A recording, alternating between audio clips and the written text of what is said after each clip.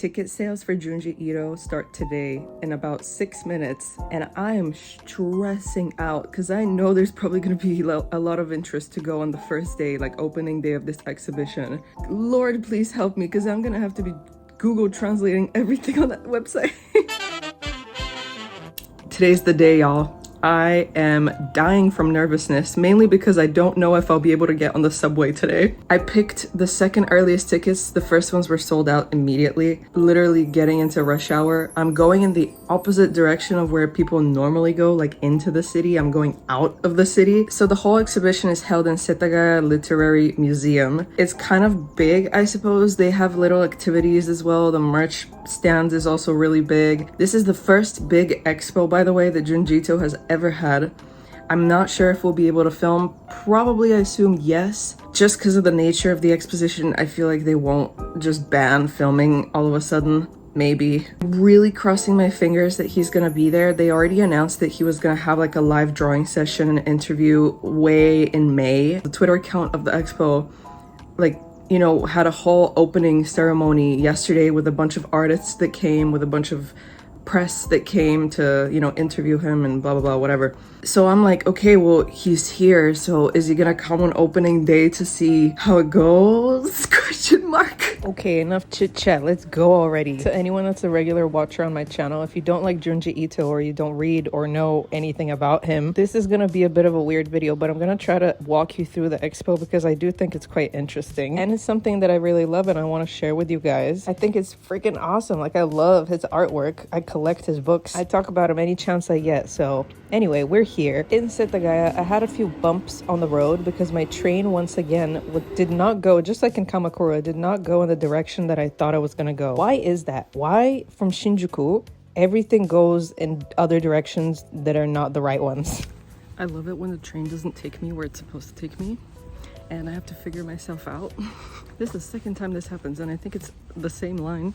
Actually, no, it's not, but still, why does it say one thing on the app and then it's going completely different direction? Please, someone explain. With a bit of walking, we got there, but it wasn't going in a completely different direction, but you get what I mean. Like, it's just a little confusing. Look at the freaking doors, dude, the doors. So no one's walking in this direction, right? And I assume, oh, it's gonna be great and empty. I leave my umbrella, it's amazing. And then I walk in. Oh my God. Is it overwhelmed? I think people decided to go to the merch stands first, get their stuff, and then go to the expo, maybe, I don't know. But you show your QR code and they give you the ticket, which is really nice. You have that in physical form and the expo officially begins. It is, big space, but they tried to condense a lot of artwork. So, you gotta wait a little bit to take photos or videos. There's a lot of people walking around everywhere. And I thought we were gonna be looking at prints for some reason. I guess I never really got the memo that this was the original artwork. These panels that we love and we've seen in the manga, this is the thing. This is the real painting, the real drawings. I was shook. I was getting all up in there trying to see every single brush stroke, and you could tell where, he pressed hard on the ink or a lot of black ink was on the paper. Every individual stroke, you can see the dialogue was also printed and glued after. To be able to see some of the most iconic panels from Tomie and obviously other of his works, but mainly Tomie, was incredible. They had a little section with what he was inspired from. So, Alien, Clockwork Orange, The Exorcist, some manga on the right as well. And I actually really like the fact that they didn't do a lot of writings on the wall explaining his life and existence. They do that obviously with expos to give a little introduction to the people who don't know. But here I feel like if you came, you already knew who he was. This is also a reoccurring thing. Why is Tomie a ginger? If you're telling me that all this time she wasn't just like a regular black hair girl, but she's a redhead, I'm gonna pass away. Look here's another one. They had another figurine as well, like the one we just saw, where she's a redhead again. This is the first chapter, the first time we see Tomie. And just like most manga artists, their first works look kind of busted. The mouth is wonky, the faces look weird, some of them don't even have pupils. Simplistic and very much lacking in aesthetics. But to think that after that he evolved into making works like this is insane. These ones I actually did not even recognize. I feel like I've missed out on this work, so I tried to zoom in later to check it out. This is my current favorite book. It actually has been for a while, Love Sickness. For a lot of the popular works like Suichi, Uzumaki, Tomie, Love Sickness, they had different sections. But for other things like this, like when it's just a chapter, they'll have the most iconic panel and that's it, which is good enough for me because sheesh, this one's my favorite of all time, The Slug Girl. To briefly explain Love Sickness, it's based around like just love fortunes, okay? And I don't know if people knew this because it didn't seem like they did. First of all, this drawing is done by Junji Ito. He did it yesterday. But on Twitter, they said that you can reach into the box and get a fortune. And I saw people missing it. And I was like, what are y'all doing? Get the fortune, damn! I think mine was like somewhat of a good one, but not really. Anyway, I got a little card. I think this on the regular anyway when I read his work, but it just makes me wonder how he even comes up with these scenarios. To see this panel, by the way, from Uzumaki in real life was, oh my gosh, like actually surreal. I get overwhelmed and I spend 5 minutes when I open the book just looking at it, but to see it in real life, and this panel, are you kidding? They showed some of his sketching processes as well, and he just has the idea right from the get-go. You know, look at it here on the top left, and it translated exactly as we see it. This page from Uzumaki, or just like this whole scenario where her brother, Kiryu's brother, turns into a snail, to me was by far the most disgusting thing out of everything he's ever done.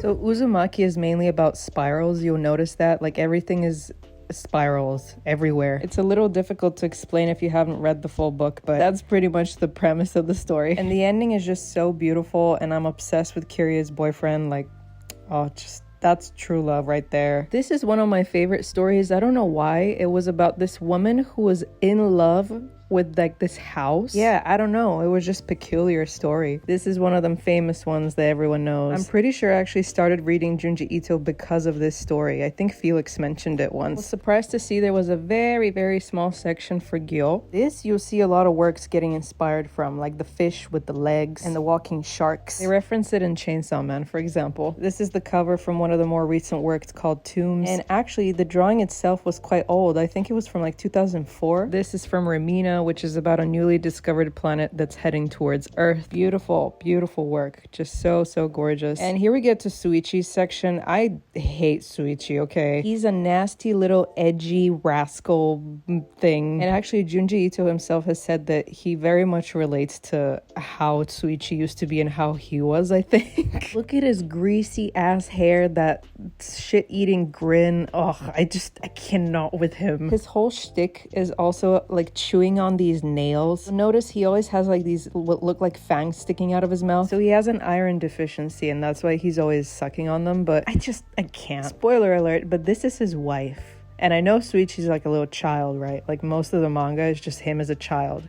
But this is his wife. This was so tiny, but so incredibly detailed. I kind of died. This too is actually the cover of one of his books called Smashed. And I could tell just from the cover and looking at it, but it's on canvas. It's amazing. A lot of detail. Also quite small. This is the cover of Fragments of Horror. It's actually the cover and the back. You might have noticed, but we're in the book cover sections. This is Suichi's. It's actually one of the few books that I don't have. I'll let you guess why. I love this panel. I can't even tell you what chapter or what book this is from. It's so creepy. Love it. This is from Black Paradox. Obsessed with that guy in the top right. Obsessed with the whole crew, to be honest. So all of them are gathered to commit S, but they all discover a gateway to the afterlife, and then they become like these badasses. Did I pique your interest? It does sound pretty interesting. I haven't read that book in a minute. This was the cover art for the illustration book, which I wish I hadn't gotten because they had a special edition of it at the merch stand. I guess this is supposed to emulate like Mr. Ito's office. We can see aliens, we can see the Beatles, which was part of his inspiration as well. And please tell me that you noticed something here, please. I'll zoom in for you, but I saw this on Twitter, otherwise I wouldn't have noticed it. There's a shit. There's a piece of poop. What is it with Japanese people finding poop so hilarious? I don't get it.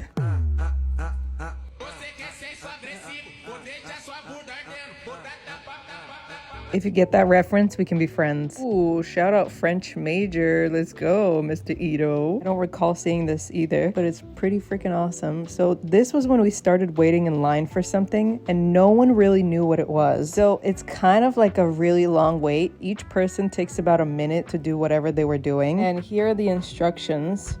And this is something that frankly, I don't think was worth it. You take a photo of your face and then it twists up into a spiral. I don't know, the kids found it more fun than the adults, I think. And that was that. I was pretty much dreading going here because I knew there was going to be a lot of people in a long line, and sure enough there was. I had already decided what I wanted to get in advance, and some items definitely appeared not the way I would have imagined them. Like these towels were much bigger than I thought. But anyway, I got my stuff, and because of the long line I ended up getting another pin, the exact same as the one you see, just because it felt like, oh, like I waited so long, I think I deserve another one.